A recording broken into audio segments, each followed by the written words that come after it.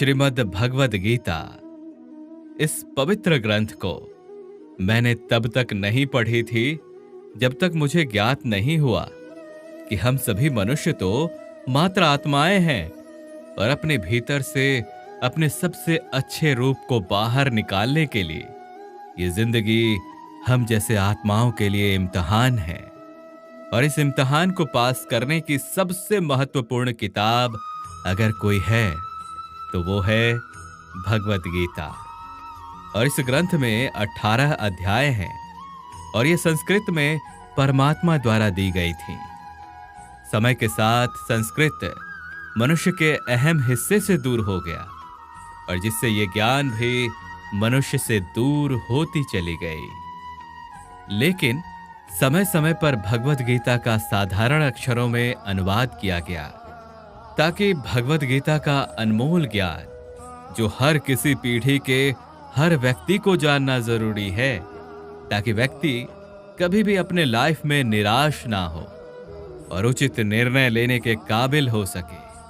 और इसी कोशिश को आगे बढ़ाते हुए आगे आने वाले 10 मिनटों में भगवद गीता के कुछ अहम हिस्सों को अपने गुरु के आशीर्वाद से एक आसान रूप में इस चैनल पे मैं आप सभी भाई बहनों के चरणों में समर्पित कर रहा हूं। और ये ज्ञान आज से कुछ 5000 साल पहले परमात्मा ने भगवान कृष्ण द्वारा सबसे बड़े धर्म युद्ध महाभारत की रणभूमि कुरुक्षेत्र में अर्जुन को दिया गया था। ये वो वक्त था जब धर्म की बार बार उल्लंघन हुआ और परमात्मा का डर मनुष्य में ना रहा। लालच के लिए भाई ने भाई को मारने की कोशिश की और यही नहीं, ब्याहता औरत को भरी सभा में अपने ही बड़ों के सामने अपमानित किया गया।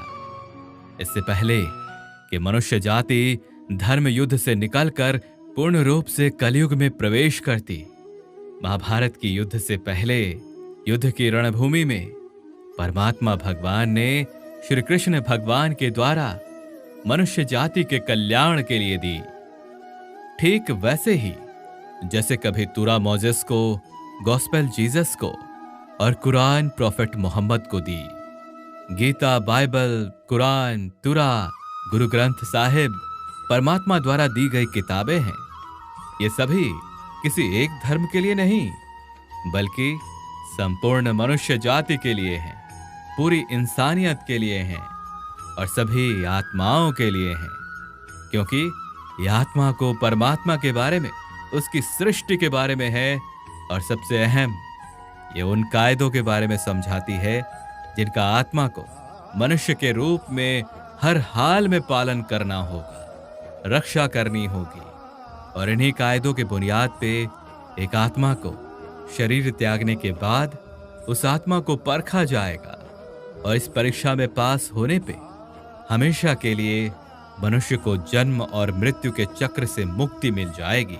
परमात्मा भगवद गीता में कहते हैं कि मैं ही सबकी शुरुआत हूं, मैं शुरुआत से भी पहले ही था और सभी खत्म हो जाने के बाद भी मैं ही रहूंगा।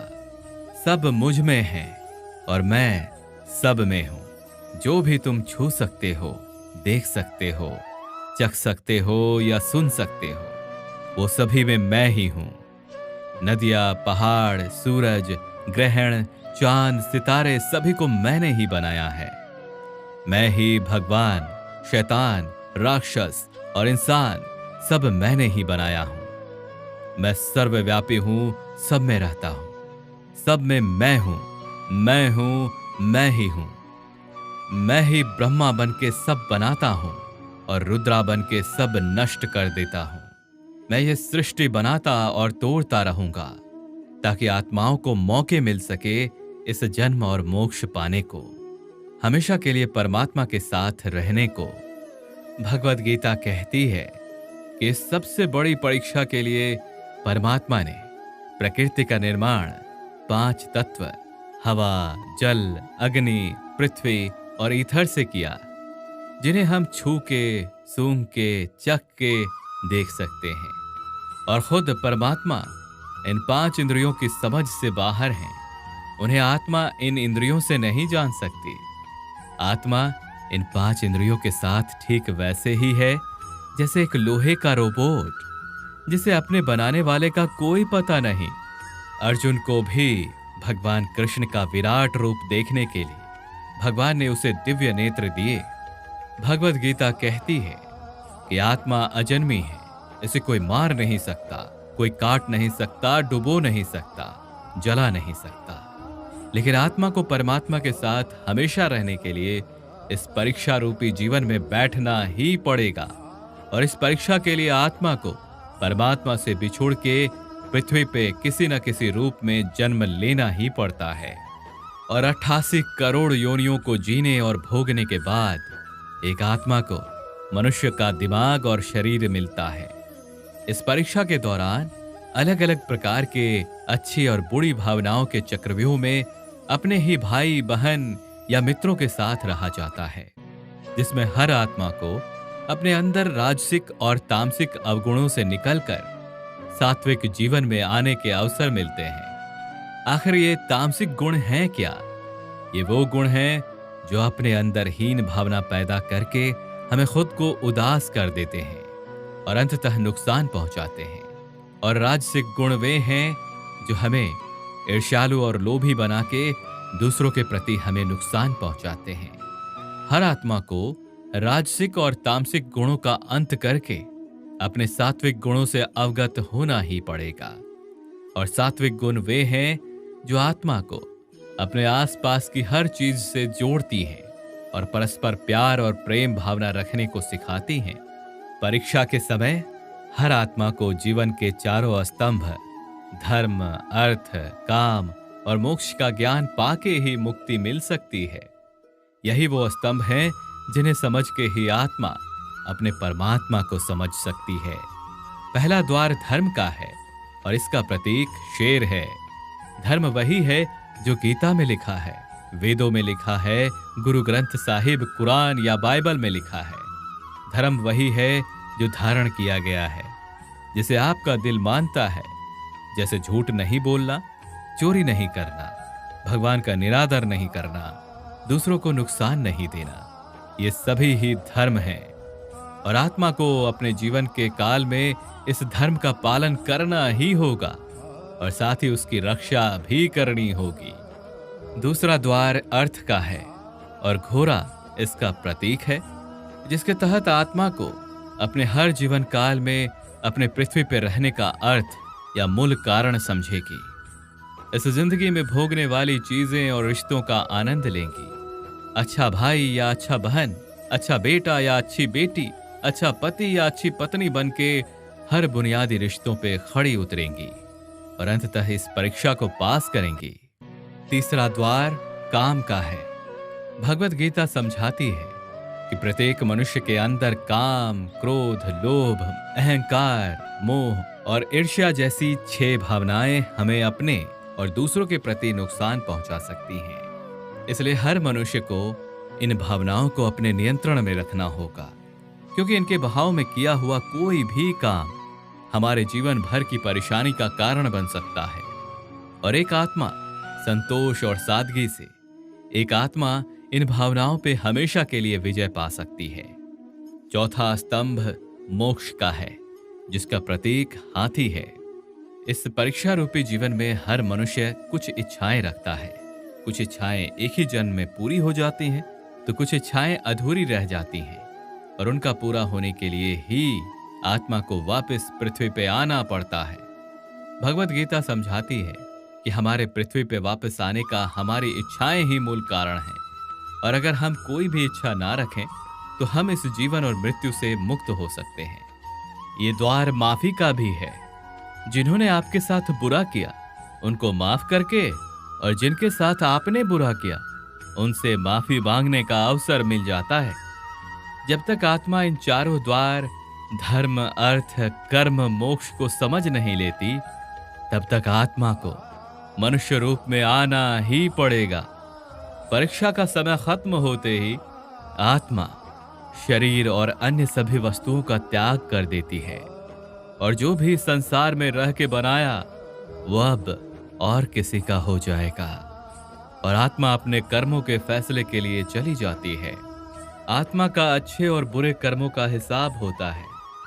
अपने अच्छे कर्मों के लिए स्वर्ग और बुरे कर्मों के लिए नरक में चली जाती है, जहां नरक में अपने पापों के अनुसार सजाएं मिलती हैं और सजा खत्म हो जाने के बाद आत्मा को फिर से एक नया शरीर, नया दिमाग मिलता है, फिर उसी परीक्षा में पुनः बैठने के लिए। और हर परीक्षा में वही सब फिर से दोहराया जाएगा। जिंदगी के 4 स्तंभ, धर्म, कर्म, अर्थ और मोक्ष को समझने के लिए हर जन्म में अपने कई जन्मों के कर्मों के हिसाब से हर आत्मा को कभी अच्छे तो कभी बुरे हालातों से गुजरना पड़ता है। लेकिन जब तक आत्मा परमात्मा के साथ योग को समझ नहीं लेती, वो मुक्ति नहीं पा सकती। वही भगवत गीता बताती है कि मनुष्य अपने दिमाग, शरीर या दिल के माध्यम से भगवान को पा सकता है। शरीर द्वारा किए गए नेक कर्मों के माध्यम से परमात्मा को पाने को ही कर्म योग कहते हैं। ये वो कर्म होते हैं जो परमात्मा की इच्छा के अनुसार होते हैं और दूसरों के कल्याण के लिए होते हैं। वाल्मीकि जी ने रामायण लिख के, वहीं श्रवण ने अपने माता पिता की सेवा और उन्हें चारों धाम की यात्रा करवा के, मदर टेरेसा ने अपने प्यार और सेवा के माध्यम से, और मैडम क्यूरी ने महत्वपूर्ण खोज में अपने जीवन का बलिदान करके अपने नेक कर्मों के द्वारा परमात्मा को पाया। भगवत गीता समझाती है कि एक आत्मा दिमाग से भी परमात्मा के साथ योग लगा सकती है, जिसे राजा योग कहते हैं, क्योंकि इस तरह से दिमाग और मस्तिष्क सभी इंद्रियों का राजा हो जाता है। एक मनुष्य खुद की आस्था, श्वास प्रणाली, अभ्यास, आसन, तपस्या और साधना से इस योग के रास्ते अपने परमात्मा को पा लेता है। इस योग को समझने के लिए हमें अपनी ऊर्जा यानी कि कुंडलिनी और चक्रा को समझना होगा। आत्मा मस्तिष्क से ध्यान लगा के या कहे मेडिटेशन करके परमात्मा के साथ योग लगा सकती है। स्वामी परमहंस, विवेकानंद और शंकराचार्य, उनके जैसे कई योगी इस योग के रास्ते परमात्मा के साथ संधि लगा पाए। परमात्मा भगवत गीता में कहते हैं कि अगर किसी को भगवत गीता ना भी समझ आता हो, योग ना भी समझ आता हो, परंतु अगर वो मेरी शरण में आ जाए तो मैं उसके सारे पाप माफ कर देता हूं। परमात्मा को इस तरह से दिल की गहराइयों से पुकार के पाने को ही भक्ति योग कहते हैं। मीराबाई, चैतन्य महाप्रभु और भगवान हनुमान इस योग के सबसे बड़े उदाहरण हैं। लेकिन आत्मा कभी अपने होने के मूल कारण को भूल के नियमों का उल्लंघन करे या पाप के रास्ते पे निकल पड़े तो उसे ठीक करने के लिए परमात्मा खुद किसी रूप में पृथ्वी पर जन्म लेते हैं। तो आइए भगवत गीता, बाइबल, तुरा, कुरान, गुरु ग्रंथ साहिब ऐसे किसी भी पवित्र ग्रंथ को पूरा पढ़ के इस जिंदगी के असली मायने समझें और परमात्मा के साथ योग लगाएं। और आपको अगर ये पसंद आए और समझ आए तो अवश्य ही इसे औरों को भी बांटिए, ताकि सभी आत्माएं अपने यहाँ होने के पवित्र मूल कारणों को सरलता से समझ सकें और इस जन्म और मृत्यु के चक्र से मुक्ति पाके हमेशा के लिए परमात्मा के साथ रह सकें। धन्यवाद।